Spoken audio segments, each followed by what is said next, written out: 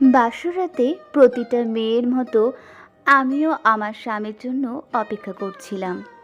সে ভিতরে আসার পরে আমাকে বলল, আমি তোমাকে আমার স্ত্রী হিসাবে কখনোই মেনে নিতে পারবো না, তাই তুমিও আমার থেকে কোনোদিনও কিছু আশা করো না। আর চাইলেই তুমি আমাকে ছেড়ে চলে যেতে পারো, আমার কোনো সমস্যা নেই তাতে। বাসরাতেই স্বামীর মুখ থেকে এই কথা শোনার পরে আমি বুঝতে পারছিলাম না কি বলবো।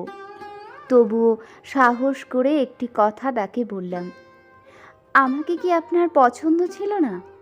তাহলে আমাকে বিয়ে করলেন কেন? সেই কৈফিয়ত তো আমি তোমাকে দেব না। আমার ঘুম পাচ্ছে, আমার বিছানা থেকে সরে যাও। তার কথা মতো আমি বিছানা ছেড়ে মেঝেতে মাদুর পেতে শুয়ে পড়লাম। বন্ধুরা, পরের গল্প শোনার আগে আপনি যদি আমাদের চ্যানেলে নতুন হন, অবশ্যই আমাদের চ্যানেলটি সাবস্ক্রাইব করে আমাদের পাশে থাকবেন আর বন্ধুদের মধ্যে শেয়ার করে দেবেন।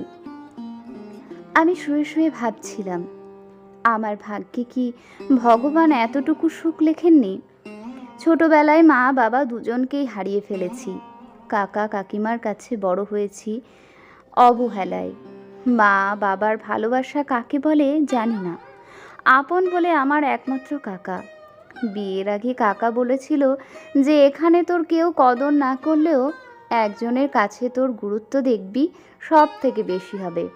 সে তোকে অনেক ভালোবাসা দেবে, তখন তুই রাজ রানীর মতো থাকবি তার মনে এবং তার বাড়িতে। কিন্তু রাজরানী আমি এই বাড়িতে হলেও স্বামীর মনে তো থাকতে পারলাম না। এই কথাগুলোই ভাবছিলাম আর আমার চোখের দুপাশ দিয়ে জল গড়িয়ে বালিশে পড়ছিল। ভোর হতে না হতেই আমার ছোট ননদ দরজা ধাক্কা দিয়ে বলল, বউরানী উঠে পড়ো, নিচে তোমাকে সবাই ডাকছে। আমি তাড়াহুড়ো করে উঠে পড়লাম আর মাদুরটা সরিয়ে মাথার চুলগুলো একটু এলোমেলো করে দরজাটা সামান্য খুলে দিলাম। কি গো বউরানী, দরজা খুলতে এত দেরি করলে যে? ও, দাভাই বুঝি তোমাকে খুব জ্বালিয়েছে? সেটা তো তোমার অবস্থা দেখেই বোঝা যাচ্ছে। সারা রাত তুমি ঘুমোতে পারোনি, তোমার চোখ মুখ লাল হয়ে আছে যে। দাভাই বুঝি এখনো ঘুমোচ্ছে? হুম, যাই হোক, নিচে সবাই তোমার জন্য অপেক্ষা করছে। স্নান সেরে আজ তোমাকে পুজো দিতে হবে। তারপরে সবার জন্য তোমার এই সুন্দর হাত দিয়ে কিছু মিষ্টি খাবার বানাতে হবে। তাড়াতাড়ি এসো, আমি তোমাকে হেল্প করব, ভয়ের কিছু নেই। আমি স্নান সেরে এই বাড়ির নিয়মগুলো যথারীতি পালন করলাম। এরপরে সবাই আমাকে ওপরে গিয়ে স্বামীকে আরতি দিয়ে আসতে বলল আর ওকে ঘুম থেকে তুলে দিয়ে ফ্রেশ হয়ে নিচে আসতে বলল। আমি আরতি নিয়ে তার কাছে গেলাম। আমি তাকে ডাকতে গেলাম আর সে আমার ওপর রেগে গেল। তারপর আমার দিকে তাকাতেই সে কিছুক্ষণের জন্য চুপ হয়ে গেল আর তারপর আমাকে বলল, এভাবে আর কোনোদিনও ভেজা চুল ছেড়ে আমার কাছে আসবে না। তুমি কি ভেবেছ এভাবে আমার মন জয় করে আমার কাছে আসবে আর আমি তোমাকে মেনে নেব? তাহলে তুমি ভুল ভাবছ। দেখো, আমি শুধু তোমার বাড়ির নিয়ম পালন করছি মাত্র। আমি যখন তোমাকে আমার স্ত্রী হিসেবে মানি না, তাহলে কেন করছো এসব? যাতে তোমার বাড়ির লোক আর আমার কাকা কষ্ট না পায়। আমি চাই না কেউ আমার জন্য কষ্ট পাক। তোমাকে সবাই ফ্রেশ হয়ে নিচে যেতে বলেছে। আমি নিয়ম মেনে সবার জন্য গাজরের হালুয়া করলাম।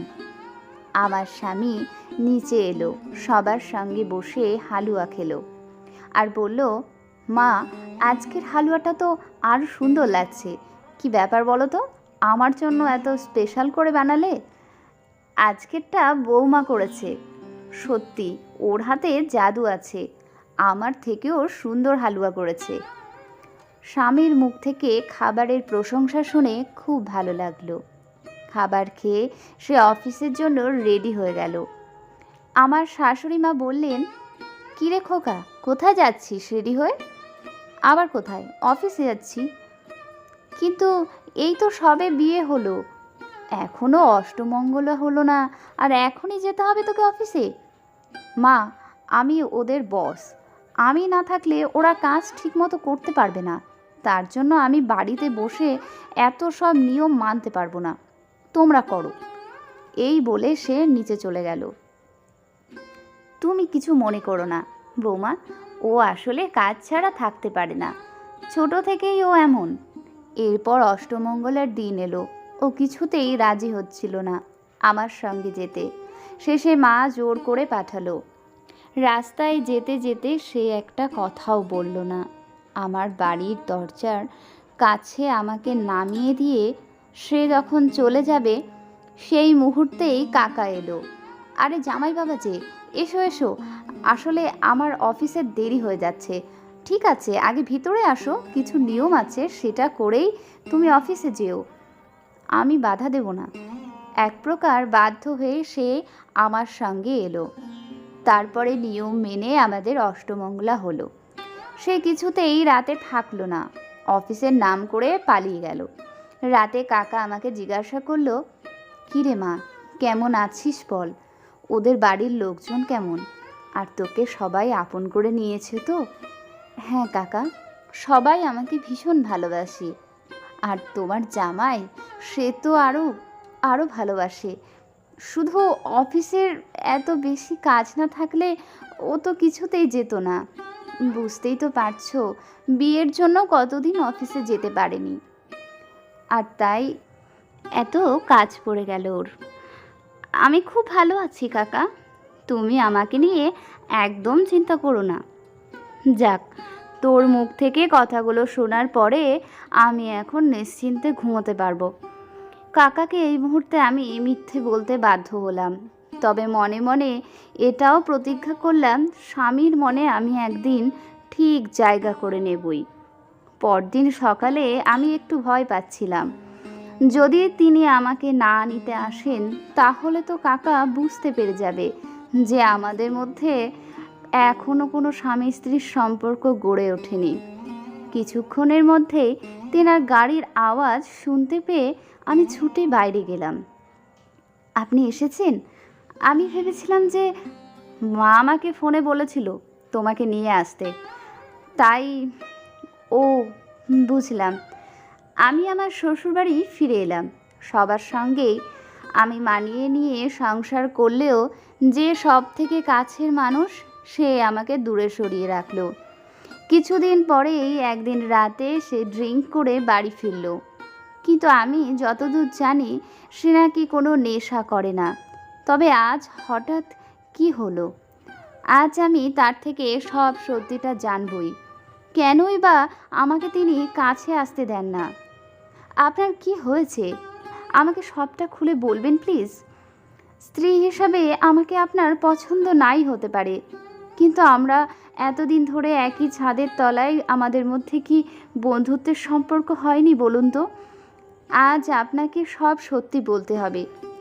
আমি তোমাকে ঘেন্না করি, চলে যাও আমার চোখের সামনে থেকে। সে আমাকে ধাক্কা দিয়ে ফেলে দিল। আমার টেবিলে মাথা ফেটে রক্ত বের হতে লাগলো।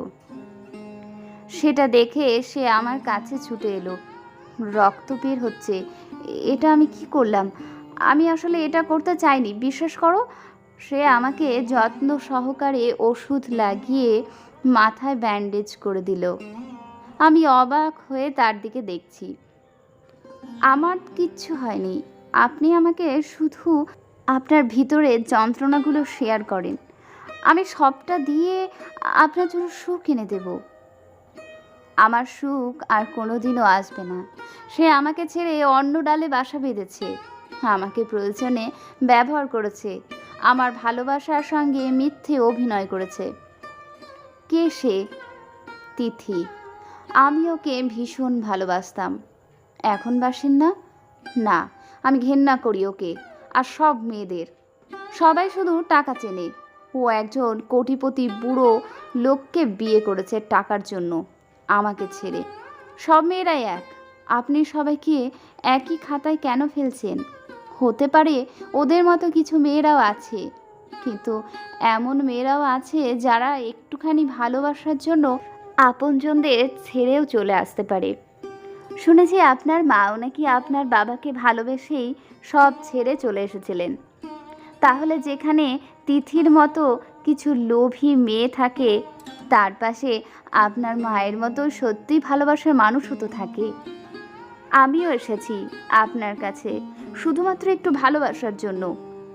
ছোট থেকেই মা বাবার ভালোবাসা কাকে বলে জানি না, এখানে এসে আপনার মা বাবার কাছ থেকে সেই ভালোবাসা পেয়েছি। কিন্তু বিয়ের পরে মেয়েদের আসল ভালোবাসার জায়গা হলো তার স্বামী, সেই হলো তার সব থেকে কাছের বন্ধু। আমি কি এতটাই খারাপ যে আমাকে ভালোবাসা যায় না? বলুন না, আমি কেন এখনও আমার সব থেকে কাছের মানুষের ভালোবাসা থেকে বঞ্চিত হলাম? কি হলো? এরপরেও যদি আপনার কোনো উত্তর না থাকে, তাহলে আমার এই জীবনটাই বৃথা। কি করব এই জীবনের, যখন কোনো মূল্যই নেই? আমি ছুটে চলে গেলাম ব্যালকনিতে। সেখান থেকে যখন আমি ঝাঁপ দিতে যাব, পিছন থেকে সে আমাকে টেনে জড়িয়ে ধরল। একটা কথা দেবে আমাকে? কোনোদিনও আমাকে ছেড়ে যাবে না তো? সারা জীবন এইভাবেই আমাকে ভালোবাসবেন তো? এর থেকেও বেশি ভালোবাসবো আপনাকে। আজকের গল্প আপনাদের কেমন লাগলো জানাতে ভুলবেন না। ভালো লাগলে অবশ্যই একটি লাইক, কমেন্ট ও শেয়ার করে আমাদের পাশে থাকবেন। ধন্যবাদ।